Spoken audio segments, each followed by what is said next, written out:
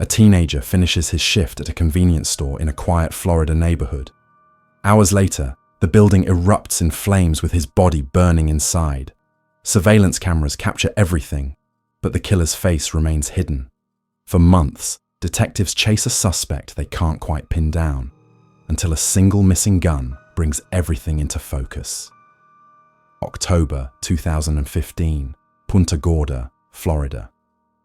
18-year-old Kyle Faresian lives for the simple pleasures: late-night gaming sessions with online friends, long bike rides with his younger sister Kestin, and the satisfaction of earning his first real paycheck. His family describes him as the type of kid who greets everyone with that cheeky grin, the one who makes you smile even on your worst day. Kyle splits his time between two households. Weekends find him with his mother and stepfather JJ in one home. The rest of the week, he stays with his father 50 miles away in Punta Gorda, where he attends high school and recently landed his first job at the local 7-Eleven. The job excites him, not just for the money, though that helps. Kyle tells his mother he specifically requested the night shift. He's naturally shy around strangers, and working overnight means fewer customers, less pressure, more time to build his confidence at his own pace. His stepfather JJ remembers Kyle as mild-mannered, someone who loved to laugh and just have fun. Kestin, his sister, recalls how protective he was, how he always took charge and never let her forget it, but in that big brother way that made her feel safe. By late October, Kyle settles into his routine. School during the day, work at night, family time squeezed in between. Nothing out of the ordinary. Nothing that suggests his life is about to be cut horrifically short. October 31st, 2015. Halloween night. Kyle prepares for another solo shift at the 7-Eleven on Bal Harbour and Aquesta. Another employee is scheduled to arrive around 3:30 in the morning, but until then, Kyle works alone. The clock reads 3:17 a.m. when the 911 call comes through. 911, where is your emergency? A woman's voice, panicked and breathless. She's driving past the 7-Eleven on Bal Harbour when she notices something wrong. Smoke pours from the building. Flames spread inside the store, visible through the front windows. She pulls over, phone pressed to her ear, trying to make sense of what she's seeing. Then she spots it, a body on the floor. The fire appears to be concentrated there, at that exact spot, as if someone deliberately started it on top of the person lying motionless inside. The dispatcher initially wonders if this might be an elaborate Halloween prank. Kids sometimes take things too far on October 31st. But 3 minutes later, when Punta Gorda police and fire units arrive on scene, they know immediately this is no prank. Firefighters extinguish the blaze quickly. The damage is concentrated near the front counter. When the smoke clears, first responders find a charred body lying by the register. Blood covers the floor around it, suggesting the victim was already dead before the fire started. The brutality of the scene stops officers in their tracks. The employee scheduled to start her 3:30 shift arrives, while emergency vehicles still crowd the parking lot. She'd been running a few minutes late, and as she approached the store, she saw the flames through the windows. Her heart drops. Kyle was working alone tonight. She frantically dials his number over and over, praying he didn't show up for work, praying he's somewhere else, anywhere else. No answer. She's about to call police when she hears the sirens. Relief floods through her briefly, until she realizes they're already here, which means something terrible has happened. Before we continue with what happened that night, hit that subscribe button if you want to see justice served in cases like this, and let me know in the comments, where are you watching from? The employee stands outside the store, watching responders work. That's when she notices a dark-colored SUV pulling out of the parking lot. A woman drives, talking on her phone as she speeds away from the scene. The detail sticks in her mind. Why would someone leave right now? Inside, investigators confirm what the arriving employee feared most. The body belongs to her co-worker, 18-year-old Kyle Faresian. They can tell from his work uniform, still partially visible beneath the char marks and melted fabric. The medical examiner arrives. Preliminary examination reveals Kyle didn't die in the fire. 2 gunshot wounds to the head killed him. Someone shot him execution style, then doused his body with gasoline and set him ablaze. The fire was meant to destroy evidence, to cover up a murder that happened minutes earlier.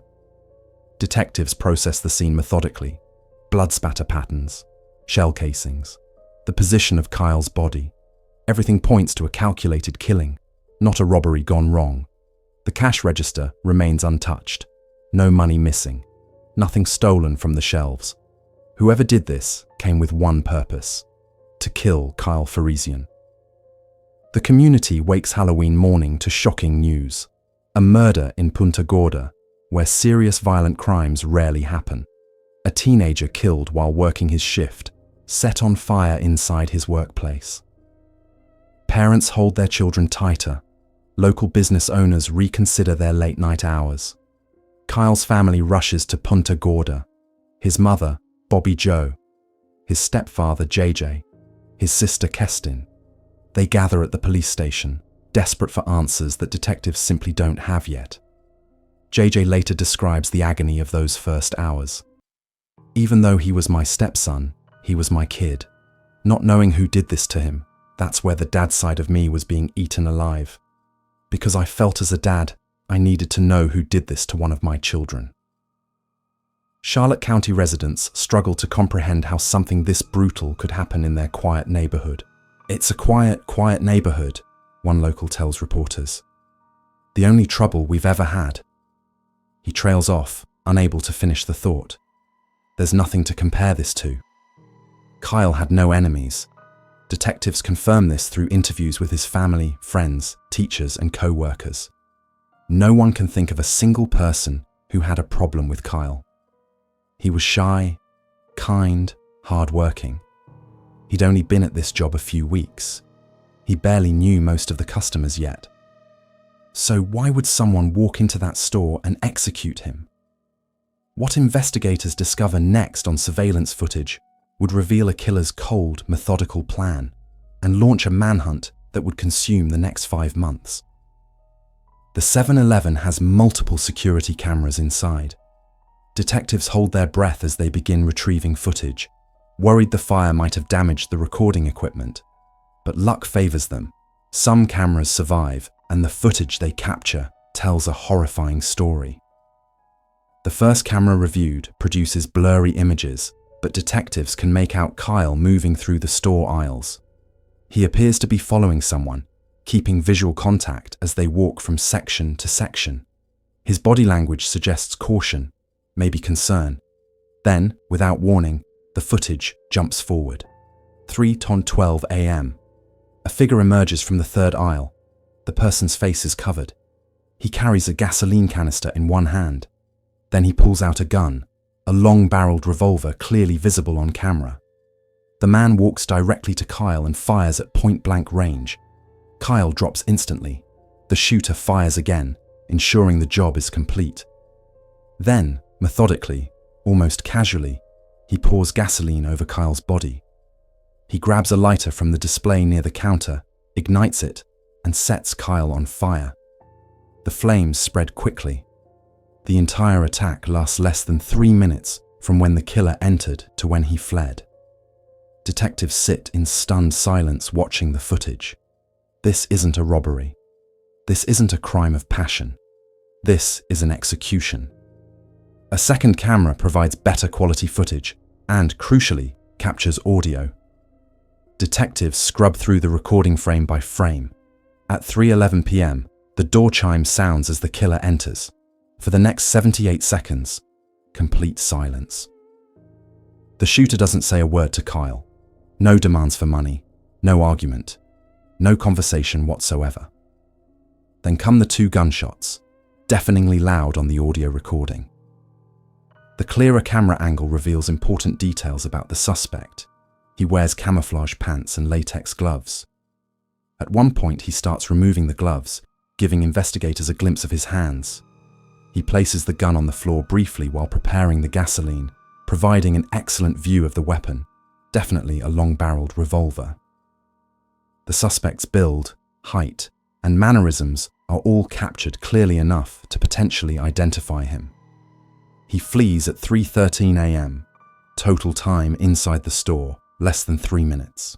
Detective DeVault reviews the footage repeatedly, trying to understand the motive. This was not an accidental death, he tells his team. This was a planned-out execution. But an execution requires a target, a reason. What possible reason could anyone have to kill Kyle Faresian? The investigation expands rapidly. Detectives track down Chelsea, the woman who called 911. She comes to the station with her boyfriend Alex. Their story checks out. They pulled into the parking lot to buy cigarettes, saw the horrific scene, panicked, and drove off. Initially, investigators question the coincidence.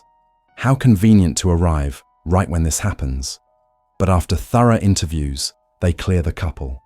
They were simply in the wrong place at the wrong time, traumatized witnesses to a murder's aftermath. An $11,000 reward goes up for information. Police beg the public to come forward with even the smallest detail. Maybe you saw a vehicle leaving the area.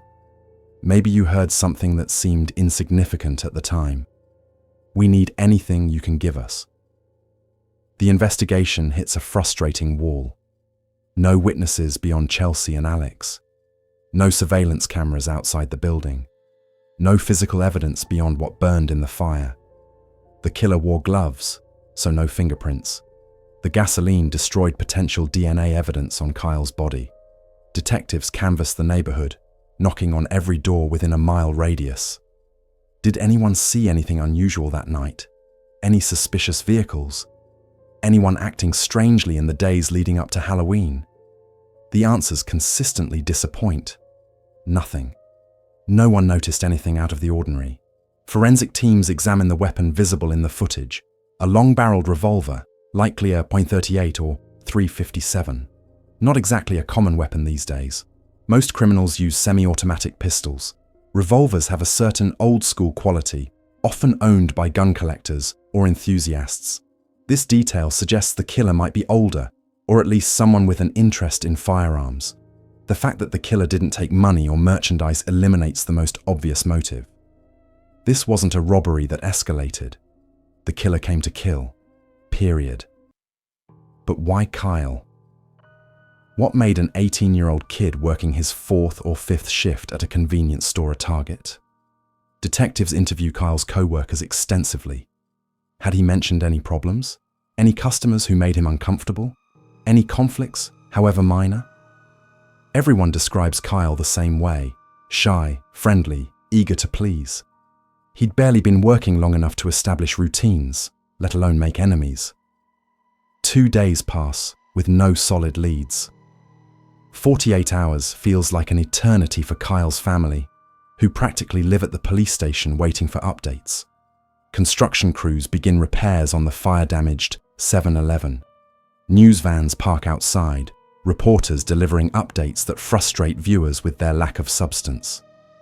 Police still have no suspects, they repeat. The investigation continues. Dive teams search nearby waterways, thinking the killer might have dumped the gun. Neighboring police departments send support. The case consumes the Punta Gorda Police Department's resources, but the leads remain frustratingly thin. Then the 7-Eleven manager asks to speak with investigators. Her name is Lori, and she's been going over something in her mind since the murder. Something that's been nagging at her. An incident from a few weeks back that seemed insignificant at the time, but now takes on sinister meaning. What Lori tells detectives changes everything. September 2015, 6 weeks before Kyle's murder. Lori is working the counter at the 7-Eleven with Kyle nearby when a man approaches with alcohol. Standard ID check. But when Lori asks him to remove his identification from his wallet so she can verify it properly, the customer refuses. It's a simple request. Store policy. Most customers comply without thinking, but this man becomes immediately aggressive. "I'm not taking it out," he snaps. Lori calmly explains she can't sell him alcohol without properly checking his ID. The man's anger escalates. He demands to know everyone's names. He threatens to get Lori fired. His rage seems disproportionate to the situation. Kyle watches the confrontation unfold, tension rising. As the man continues his tirade, Laurie follows him outside, trying to get his license plate number. The man notices, wheels around, and follows her back inside, shouting and making threats. The situation spirals out of control. Kyle picks up the phone and calls 911. The man storms out before police arrive, but Laurie successfully records his plate number. When officers respond, she hands over the information.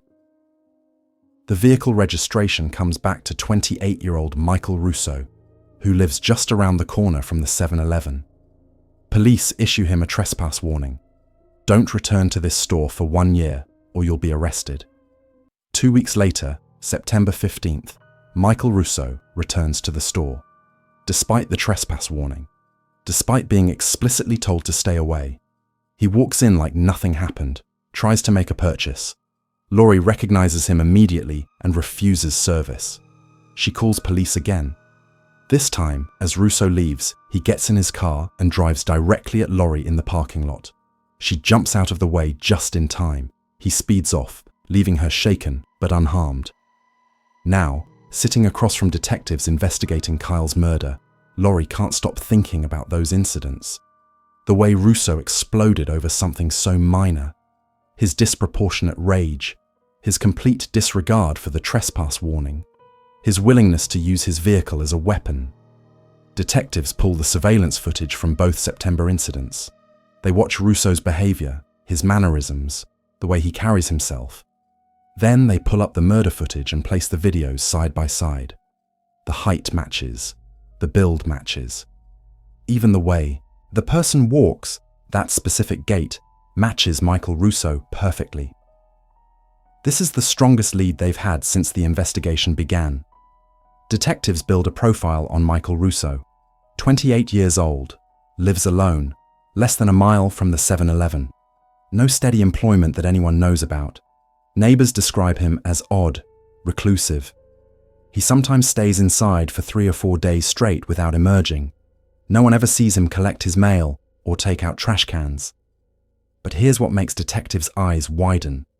Multiple people report that Russo made threats over equally trivial matters. A neighbor mentions Russo flew into a rage over a parking dispute. Another recalls him making aggressive comments about a noise complaint. The pattern emerges. Michael Russo has a hair-trigger temper and a tendency to escalate minor conflicts into major confrontations. More importantly, neighbors know about Russo's extensive gun collection. He's proud of it, frequently showing off his weapons and explaining where each came from. They describe various firearms in detail. And here's the kicker, one of his favorites, mentioned by multiple neighbors, is a long-barreled revolver. The exact type of weapon used to kill Kyle. People like Michael Russo count on silence to cover their evil. Show them your voice stands for justice. Type "Justice for Kyle Faresian" in the comments and hit that like button. Detectives secure a search warrant for Russo's home. On a cold morning in early November, Charlotte County SWAT teams surround the property. They arrest Russo without incident and begin a methodical search of his residence. Inside, investigators find an arsenal, multiple firearms, boxes of ammunition for various calibers, a white container of latex gloves sitting on a counter, the same type visible in the murder footage. Outside, they locate several red gasoline canisters, identical to the one the killer carried into the 7-Eleven. The circumstantial evidence piles up. In a trash bin, detectives discover a partially melted latex glove. Everything connects. Everything points to Michael Russo walking into that store on Halloween night and executing Kyle Faresian in cold blood. But there's one critical problem. The long-barreled revolver, the murder weapon, is missing. Neighbors confirm they haven't seen it since Halloween. Russo won't say where it is. Without the gun, without physical evidence directly linking Russo to the murder scene, prosecutors worry they don't have enough for an arrest. Detectives forensically process Russo's home and vehicle. They search for gunshot residue, blood spatter, any trace evidence that places him at the scene. They find nothing. The latex gloves he wore prevented fingerprints. The fire destroyed DNA evidence. He was careful, methodical. Michael Russo walks out of the police station, not in handcuffs, not under arrest. Detectives watch him leave, knowing in their gut he killed Kyle, but unable to prove it beyond a reasonable doubt. Not yet. The weeks crawl by. November turns to December. Christmas approaches, and the Faresian family faces their first holiday without Kyle. The community holds vigils. Local businesses raise money for Kyle's family and the reward fund, which now reaches $20,000. Hundreds gather at Porky's Roadhouse for a memorial event. Blake Zinn, the owner, knows Kyle's family personally. Kyle's mother worked for him for years, and his stepfather's band played there countless times. 8 bands donate their performances. An estimated 500 people attend, contributing what they can. The outpouring of support is overwhelming, but it doesn't bring Kyle back. It doesn't answer the burning question, why? Police bring in FBI assistance. They explore new forensic technologies that might enhance the surveillance footage or reveal details missed in initial analysis. Detectives spend weeks interviewing everyone who knows Michael Russo, building a comprehensive picture of his behavior patterns, his threats, his volatility. The gun haunts the investigation. Where is it? Russo clearly got rid of it somewhere. Did he throw it in a lake? Bury it? Sell it? Without that weapon, the case remains frustratingly incomplete. But prosecutors and detectives review the evidence again and again. The surveillance footage showing Russo's mannerisms matching the killer's. His documented threats against the 7-Eleven staff. His trespass violations. His extensive gun collection that specifically included the type of weapon used. The latex gloves and gasoline canisters found at his home. The missing revolver that neighbors confirm he owned. It's all circumstantial. But sometimes, when you add up enough circumstantial evidence, the picture becomes clear. January 2016, February, March. Kyle's family continues their painful vigil, waiting for justice that seems perpetually out of reach. JJ describes their daily struggle. Every morning we wake up, we have to put a plan together for how we're going to approach the day and get through it. Every day brings new challenges. Kyle's mother, Bobby Jo, misses the way her son comforted her during tough times, how he always assured her everything would be okay. She still expects his daily phone calls, his text messages. The realization that they'll never come hits her like a punch in the gut every single time. 5 months pass. 5 months of meticulous investigation, evidence review, witness interviews, and legal consultations. Prosecutors work closely with detectives, examining every angle, preparing for the defense arguments they'll inevitably face. But in April 2016, a breakthrough finally emerges. Not from new evidence, but from a legal determination that the existing evidence is sufficient. Circuit Judge George Richards reviews the case file. He examines the totality of circumstances. And on a spring day, 5 months after Kyle's murder, Judge Richards signs the arrest warrant that police have been desperate to obtain. Surveillance cameras positioned around Michael Russo's neighborhood capture the arrest on April 12, 2016. Charlotte County SWAT teams move in swiftly, professionally. Russo is taken into custody without incident, disappearing beyond the tree line into police vehicles. The arrest happens so quickly that neighbors barely have time to register what's occurring. Michael Russo is finally in handcuffs, charged with first-degree murder and arson in the death of Kyle Faresian. The community breathes a collective sigh of relief, but that relief is tempered by lingering questions. 5 months is a long time to wait for an arrest when investigators knew their suspect from the beginning. Why did it take so long? The answer lies in the challenge of building a case on circumstantial evidence. Prosecutors needed every piece to be airtight, every connection to be undeniable. They needed to be absolutely certain they could secure a conviction before moving forward. Detective DeVault speaks to reporters after the arrest, his voice carrying the weight of those 5 long months. To our knowledge, He has absolutely no employment. He stays inside sometimes 3 and 4 days at a time without coming out. He's very odd. Neighbors confirm this assessment. We never saw him make a trip to the mailbox like your other neighbors. We've never seen a trash can set outside on the street. Michael Russo exists as a ghost in his own neighborhood, present but barely visible. The kind of person you might pass 100 times without really registering. Which makes what happened Halloween night even more chilling. This invisible man executed an innocent teenager over a perceived slight. Law enforcement finally reveals more about what connected Russo to the crime. Beyond the circumstantial evidence, investigators conducted extensive video analysis comparing Russo's movements from the September incidents to the killer's movements in the murder footage. Forensic video specialists examined gait patterns, body mechanics, even the way Russo holds his arms while walking. Every measurement, every angle, pointed to the same conclusion. Before we get to the arrest that shocked everyone, share this video with someone who follows true crime. Stories like Kyle's need to be heard. Also, drop a comment. What's the weather like where you are? The prosecution strategy becomes clear. They plan to present a mosaic of evidence that, when viewed together, creates an undeniable picture of guilt. The September confrontations establishing motive. The trespass violations showing Russo's disregard for rules. The surveillance footage comparison demonstrating physical similarity. The missing revolver that neighbors confirm he owned. The latex gloves and gasoline canisters found during the search. All of it pointing to one person, Michael Russo. But Russo's defense team sees vulnerabilities. No fingerprints placing him at the scene. No DNA evidence. No murder weapon recovered. No witnesses who saw him enter or leave the 7-Eleven that night. They argue the case relies entirely on circumstantial evidence and coincidence. Plenty of people own latex gloves and gasoline canisters. Body types can be similar. The video comparison, while compelling, isn't definitive. Michael Russo pleads not guilty. The case moves toward trial, and both sides prepare for battle.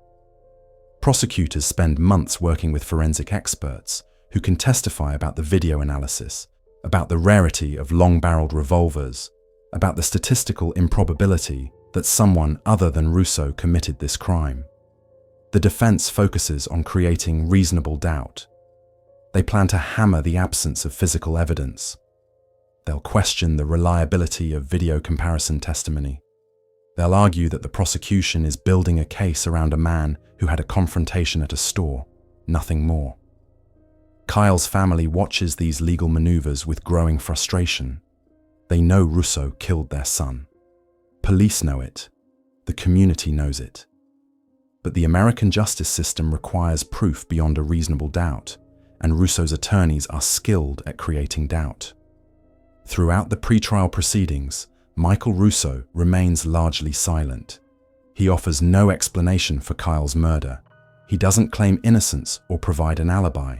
He simply sits in court, expressionless, as prosecutors build their case and defense attorneys chip away at it. Investigators continue working even after the arrest. They re-interview witnesses, search for the missing revolver, consult with additional experts. Every detail matters. Every connection strengthens the case. They know the trial will be challenging, that convincing a jury without direct physical evidence requires masterful presentation. The missing gun continues to haunt everyone involved. Where did Russo dispose of it? Dive teams searched local waterways after the murder. Search teams combed wooded areas near his home. Metal detector sweeps covered the grounds around the 7-Eleven. Nothing. The weapon vanished completely, likely because Russo had 5 months between committing the murder and getting arrested to dispose of it properly. Some investigators theorize he dismantled it and disposed of the pieces separately. Others think he might have buried it in a remote location or thrown it into deep water far from Punta Gorda. The most frustrating theory suggests he might have sold it illegally, putting the murder weapon in someone else's hands without them knowing its history. The trial date is set for May 2017, more than 18 months after Kyle's murder. The delay frustrates the Faresian family, but prosecutors assure them that thorough preparation is essential. This case will likely come down to how effectively they can present the circumstantial evidence as an undeniable narrative. As the trial approaches, the prosecution team rehearses their presentation countless times. They know they need to tell a story that makes sense to 12 jurors, who weren't there, who don't have access to the gut feelings that investigators developed over months of working this case. They need to make the circumstantial evidence feel as solid as DNA or fingerprints. The defense team, meanwhile, prepares to dismantle that narrative piece by piece. They plan to show jurors that circumstantial evidence, no matter how compelling, leaves room for doubt, and doubt is all they need. Kyle's family braces for what they know will be a difficult trial. They'll have to hear details about how Kyle died. They'll have to see crime scene photos. They'll have to watch the surveillance footage of their son's final moments.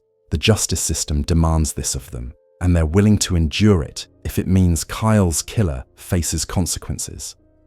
The Punta Gorda community rallies around the Faresian family as the trial date approaches. Local businesses display photos of Kyle. Ribbons appear on street signs and mailboxes. The message is clear. This community hasn't forgotten Kyle Faresian, and they demand justice for his senseless murder. May 2017 arrives. The trial begins. The courtroom fills with Kyle's family, friends, community members, and media representatives. Everyone wants to see how this case will resolve. Can prosecutors secure a conviction without physical evidence? Will the defense successfully create enough doubt to free Michael Russo? When detectives brought Michael Russo in for questioning after his arrest, what they heard was absolutely nothing. He invoked his right to remain silent immediately, but at trial, the evidence would speak for itself. Michael Russo exercises his right to remain silent from the moment of his arrest. No confession, no explanation, no remorse. Detectives try multiple approaches during questioning, but Russo simply stares back, offering nothing. "Michael, we have surveillance footage. We have witnesses. We know about the confrontation at the store," Detective DeVault begins, keeping his tone neutral. "This is your chance to tell your side of what happened." Silence. "We found latex gloves at your house, gasoline canisters. Your neighbors say you owned a revolver that matches the murder weapon." Russo blinks slowly but doesn't respond. Kyle Faresian was 18 years old. He was just working his shift. "Why, Michael? Help us understand why this happened." Nothing. Russo sits motionless, arms crossed, expression blank. He knows the game. Without a confession, without the murder weapon, prosecutors face an uphill battle. His silence is strategic, calculated, the same calculation he showed walking into that 7-Eleven with a covered face and latex gloves. Detectives spend hours in the interrogation room, trying different tactics. They appeal to his conscience. They present evidence. They offer opportunities for him to explain, to provide context, to show any hint of humanity. Russo never wavers. He invokes his attorney, and the conversation ends. The lack of confession forces prosecutors to rely entirely on the circumstantial case they've built, but they're confident that case is strong enough.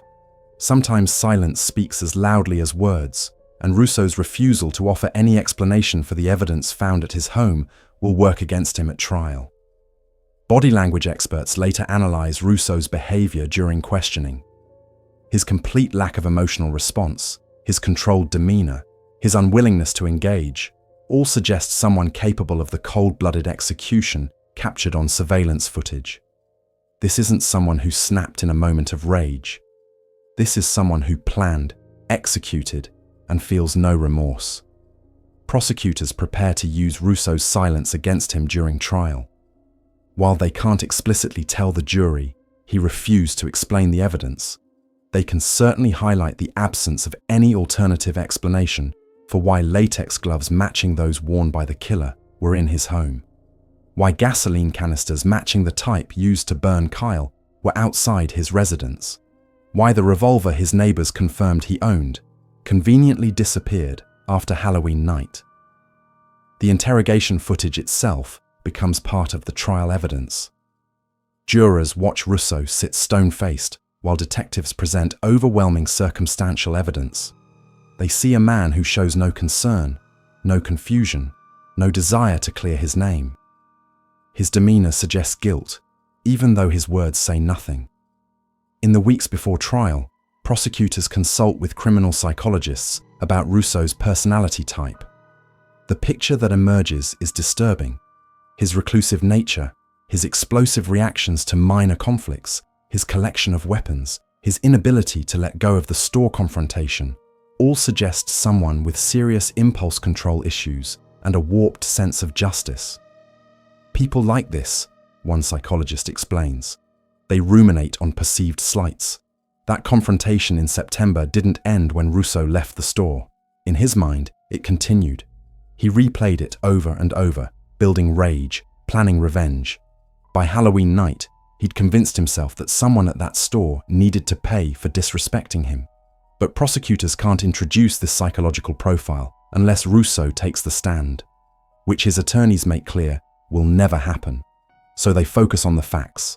A man with a documented grudge against the 7-Eleven, who owned the type of weapon used in the murder, who had materials matching those used in the crime, whose physical characteristics match the killer on camera, and who has no explanation for any of it. Russo's defense team faces the challenge of explaining their client's silence without admitting guilt. They plan to frame it as appropriate exercise of constitutional rights. You can't fault someone for refusing to incriminate themselves, even if they're innocent. They'll argue that innocent people invoke attorneys all the time, especially when they see police building a circumstantial case around them. But, privately, even Russo's defense attorneys know the optics are terrible. An innocent person confronted with evidence suggesting they committed murder typically reacts with shock, confusion, immediate denials.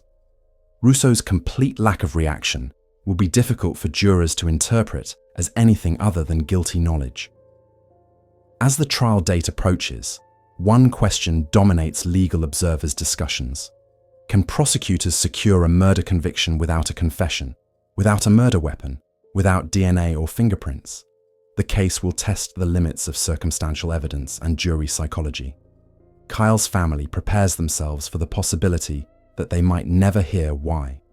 Russo's silence means they'll never get closure on the question that haunts them. Why Kyle? Was he specifically targeted, or was he simply the person working that night when Russo decided to act on his rage? The answer likely died with Kyle, because Russo clearly has no intention of providing it. With a wall of silence from the suspect, but a mountain of circumstantial evidence, prosecutors moved quickly to ensure Michael Russo would face justice in front of a jury. May 2017. The courtroom in Charlotte County fills to capacity. Kyle's family sits in the front row. His mother, Bobby Jo, his stepfather, JJ, his sister, Keston. They've waited 18 months for this moment. Behind them, dozens of community members who followed this case since that Halloween night. Michael Russo sits at the defense table, wearing the same blank expression he's maintained since his arrest. He shows no emotion as jurors file in, no reaction as prosecutors present their opening statements. The prosecution's strategy is clear from the start. Build an overwhelming narrative from dozens of pieces of circumstantial evidence. Lead prosecutor addresses the jury directly.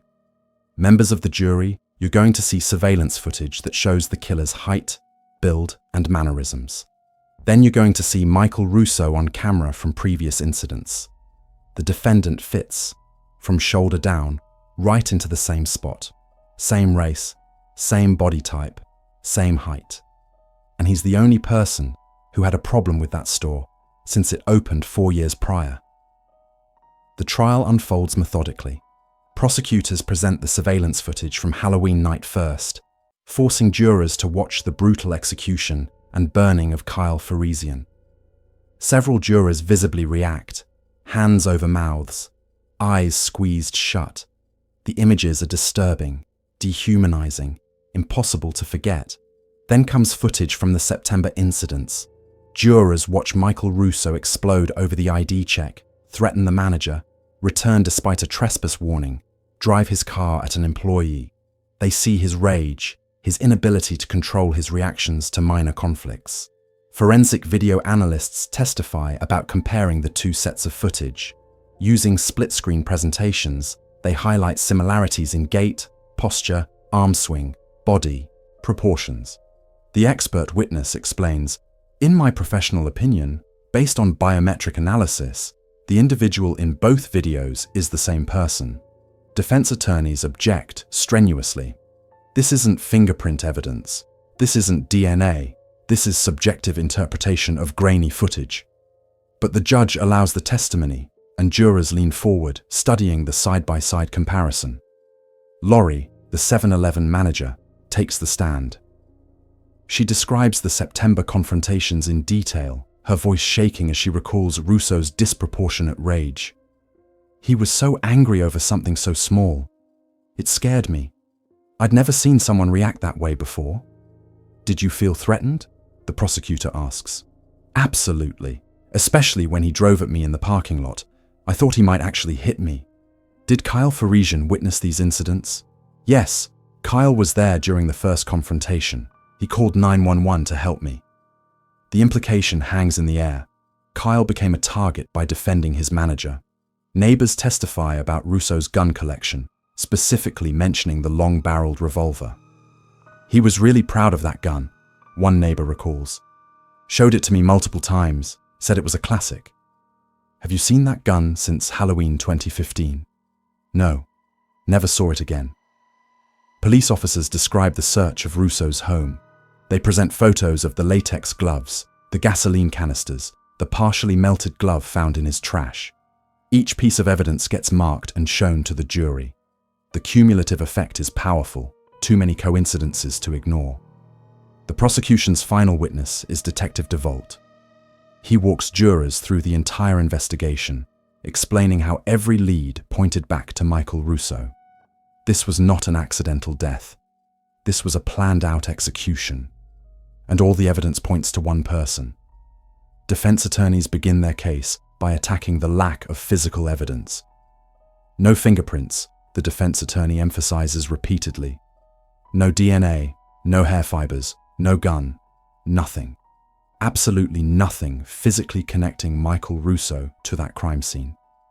They present their own expert who questions the reliability of video gait analysis. Body language comparison isn't hard science. Multiple people can have similar builds and walks. You can't convict someone based on "he walks kinda like the guy on camera." The defense argues that owning latex gloves and gasoline canisters isn't unusual. Millions of Americans have these items in their homes. They're used for household tasks, yard work, car maintenance. Their presence doesn't prove murder. They question why Russo would return to a store where he'd caused problems, where employees knew him, where he'd be recognized. If Michael Russo wanted to commit murder at that 7-Eleven, why would he choose a location where multiple people knew his face? It makes no sense. But the defense faces an insurmountable problem. They can't explain away the totality of circumstances. Yes, individual pieces might be coincidental, but all of them together. The confrontation, the trespass violations, the matching physical characteristics, the missing gun, the materials used in the crime found at his home. The odds that all of this points to the wrong person become astronomically small. Prosecutors deliver a powerful closing argument. They remind jurors about Kyle Faresian, a shy, hard-working teenager who'd been at his job for weeks when someone walked in and executed him. They emphasize that robbery wasn't the motive. Nothing was stolen. The only motive that makes sense is revenge for the September confrontations. Michael Russo couldn't let it go, the prosecutor tells the jury. He couldn't handle being refused service, couldn't handle being told he wasn't welcome. So he planned revenge. He gathered his materials. He waited until Kyle was working alone, and he carried out a cold-blooded execution of a teenager who was guilty of nothing except trying to do his job. The jury deliberates for 2 days. The wait is agonizing for Kyle's family. Bobby Joe later describes it as torture.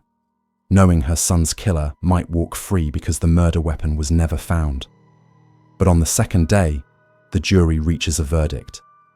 Guilty of second-degree murder. Guilty of first-degree arson. Kyle's family breaks down crying as the verdict is read. JJ embraces Bobby Joe. Kestin sobs into her hands. In the gallery, community members nod with satisfaction. Justice, finally, for Kyle Faresian. Michael Russo shows no reaction to the verdict. He stares straight ahead, expressionless, as he's led out in handcuffs. Sentencing comes weeks later. The judge hands down life in prison for the murder conviction, plus an additional 30 years for arson. Michael Russo, now 30 years old, will spend the rest of his life behind bars. Russo's attorneys file a motion for a new trial, arguing the evidence was insufficient. As of now, that motion remains unresolved, but legal experts consider it unlikely to succeed. The verdict stands. After the sentencing, officials announce that the 7-Eleven where Kyle died will close permanently. The building served as a crime scene, a memorial, and finally a reminder too painful for the community to bear. It's better, they decide, to let it fade away. Kyle's family works to keep his memory alive in healthier ways. They describe him not as a murder victim, but as a beloved son, brother, and friend who loved gaming, bike rides, and making people smile with that cheeky grin. Bobby Joe says she still misses how Kyle comforted her during tough times, how he always assured her everything would be okay. His sister Kestin remembers his protective nature, how he always looked out for her. He was always in charge, and he never let me forget it, she says with a sad smile. But I miss that now. I miss him being in charge. JJ reflects on their ongoing grief. Every morning we wake up, we have to put a plan together for how we're going to approach the day and get through it. Every day brings new challenges and learning curves, sometimes expected, sometimes not. It really is a never-ending process, but they take comfort in knowing that Kyle's killer will never hurt anyone else. That justice, though delayed, eventually prevailed. That a community came together to demand accountability for a senseless murder. The case highlights several important issues: the power of circumstantial evidence when properly presented, the importance of surveillance systems in retail locations, the dangers of allowing threatening behavior to escalate without serious intervention, and the devastating consequences when someone's inability to control their rage collides with an innocent person's life. Michael Russo remains incarcerated, serving his life sentence. He's never explained why he killed Kyle Faresian. He's never shown remorse. The why remains a mystery that only he can answer, and his continued silence suggests he never will. Kyle Faresian was 18 years old when his life was brutally cut short. He had dreams of college, excitement about his first job, love for his family and friends. He deserved to grow up, to experience life's joys and challenges, to become whoever he was meant to be. Instead, he became a victim of senseless violence, another young life taken too soon. But his memory endures through those who loved him, through a community that refused to let his murder go unsolved, and through the justice system that ultimately held his killer accountable. Section 8. Closing. Kyle Faresian's case stands as a testament to persistent police work and the power of community solidarity in demanding justice. What began as a horrifying Halloween night murder transformed into an 18-month journey through circumstantial evidence, legal strategy, and unwavering determination to hold a killer accountable. The case also reveals uncomfortable truths about how minor conflicts can escalate when someone lacks the emotional regulation to let things go. Michael Russo's inability to accept being refused service, a routine occurrence that happens thousands of times daily across America, festered into homicidal rage. Two confrontations that should have ended with a trespass warning instead ended with an execution. Today, Kyle's family continues their healing journey, taking it one day at a time as JJ described. They've created their own rituals for remembering Kyle, not as a murder victim, but as the loving, protective, cheeky young man they knew. They share stories about his gaming sessions, his bike rides with Kestin, his excitement about earning his first paycheck. These memories, painful as they are, keep Kyle present in their lives. The Punta Gorda community hasn't forgotten either. Though the 7-Eleven where Kyle died no longer operates, the memory of what happened there continues to influence how residents think about safety, vigilance, and supporting one another through tragedy. Local businesses that rallied to raise reward money and provide support to Kyle's family demonstrated the best of human nature in response to the worst. Michael Russo sits in a Florida prison, his life sentence ensuring he'll never again act on his violent impulses. His continued silence about why he murdered Kyle denies the Faresian family complete closure, but they've found peace in knowing justice was served and that Kyle's killer can never harm another innocent person. The case serves as a reminder that justice, even when built on circumstantial evidence, can prevail when investigators remain thorough and prosecutors present a compelling narrative. It wasn't DNA or fingerprints that convicted Russo. It was the careful accumulation of facts that, when viewed together, told an undeniable story. Kyle Faresian deserved better than what happened to him on Halloween night 2015. He deserved to finish high school, to pursue his dreams, to experience all the moments that make up a full life. While nothing can restore what was taken from him and his family, the verdict and sentence represent society's recognition that his life mattered, that his death demanded accountability, and that his memory deserves to be honored. If this story moved you, hit that subscribe button for more deep dives into cases that demand justice. Kyle Faresian's story reminds us why these cases matter, why we can't let the passage of time erase the need for answers, why communities must stand together when violence strikes, and why families deserve to see their loved ones' killers face consequences. Drop a comment. What cold case do you think deserves more attention? And share this video so Kyle's story reaches others who believe in justice. Thank you for watching. And remember, justice may be delayed, but it should never be denied.